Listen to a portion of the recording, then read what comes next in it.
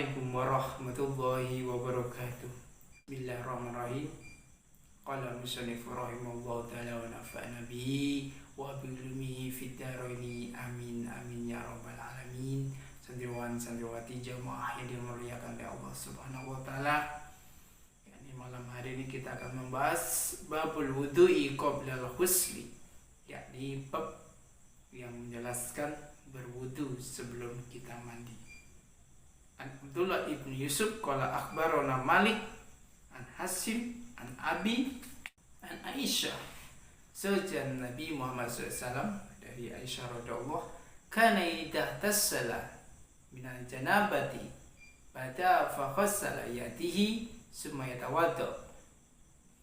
Dari Aisyah radhiyallahu an dijelaskan bahwasanya baginda Rasulullah SAW apabila mandi jinabat, jadi mandi besar di ini yakni ketika baginda Rasul setelah berhubungan badan dengan Aisyah istri baginda Rasul atau dengan istri-istri yang lainnya, bada faqasala yadihi summa yatawaddo, maka dimulainya baginda Rasul itu mandi dengan mencuci tangannya kemudian berwudu. Jadi setelah berhubungan badan baginda Rasul itu sebelum mandi besar, mandi jinabat, mandi junub, maka tangannya dicuci.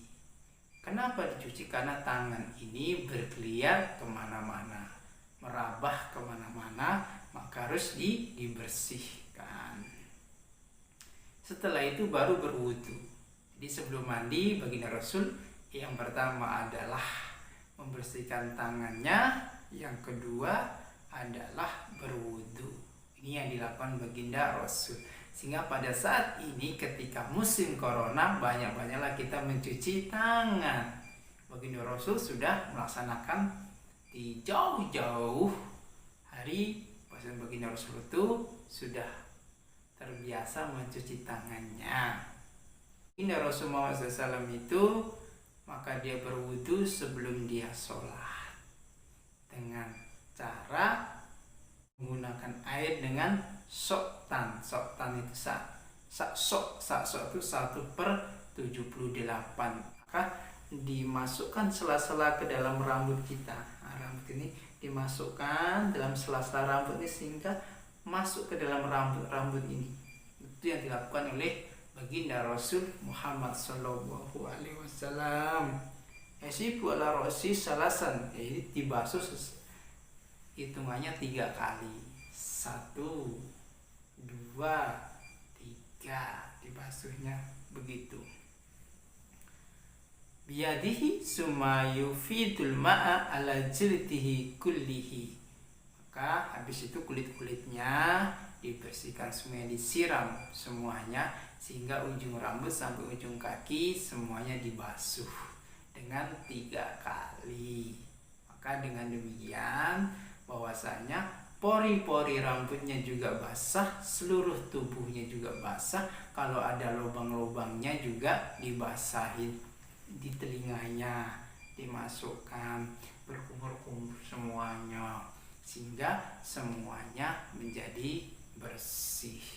Maka setelah mencuci tangannya baginda Rasul itu berwudu, setelah berwudu baru mandi besar. Itu yang dilakukan oleh baginda Rasul Muhammad SAW ketika mandi junub, mandi besar.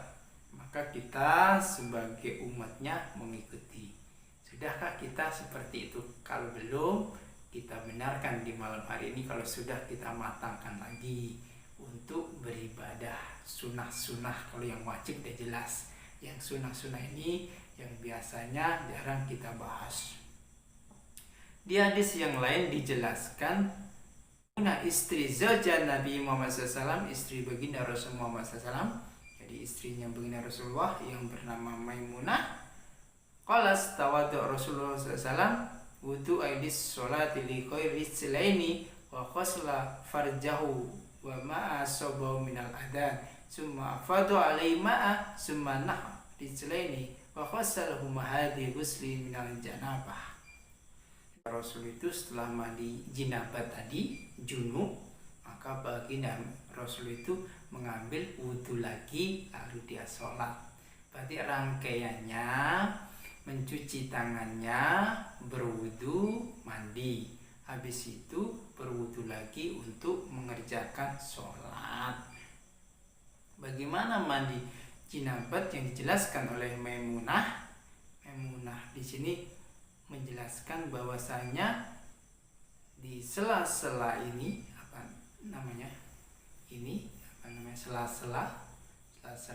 sela-sela ininya jemarinya maka dibasuh juga, dan juga farjinya, alat kelaminnya juga dibersihkan secara bersih sebagaimana dia sampai ke kaki-kakinya, sela-sela di kakinya menjadi bersih semuanya, sehingga mandi junub itu ujung rambut sampai ujung kaki dia terbasahin semuanya dengan air.